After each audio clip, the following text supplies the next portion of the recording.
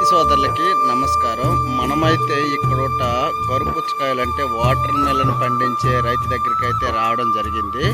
ఈ water melon రైతు దగ్గర ఎలాంటి విత్తనం ఉడిశారు, అలాగే వాటర్ మెలన్ ఉడిసే ముందు ఎలాంటి జాగ్రత్తలు తీసుకుంటే మనం చీడపీడల నుంచి తప్పించుకోవచ్చు, మంచి ఇన్కమ్ మనం ఎలా పొందవచ్చు అనేది ఈ రైతు దగ్గర కొన్ని టిప్స్ అడిగి తెలుసుకుందాము.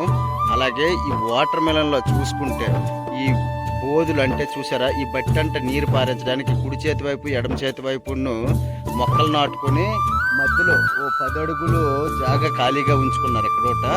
అలాగే ప్రతి 10 అడుగుకి మధ్యలో ఒక బట్టి వేసుకొని దాని కుడి చేతి వైపు ఎడమ చేతి వైపును పిక్కలు వేసుకోవడం జరిగింది. అక్కడోటే ఈ రైతు స్వీట్ కార్న్ కూడా పండించడం జరుగుతుంది. ఈ రకము ఈ రైతు వేసినవి ప్రతి చెట్టుకు కూడాను 2 పొట్లు కూడా రావడం జరిగింది. ఇవన్నీ క్లుప్తంగా రైతుని అడిగి తెలుసుకుందాం. నమస్కారం. ఇక్కడ మనం చూసుకున్నట్లుగైతే చూడండి, ఈ మొక్కజొన్న కంకిలు వేసేసిన తర్వాత ఇక్కడ ఈ రైతు అనే ఆయన కటింగ్ చేసేయడం జరిగింది.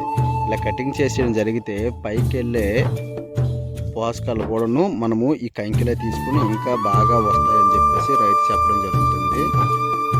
ఇది మనము క్లుప్తంగా చూడొచ్చు.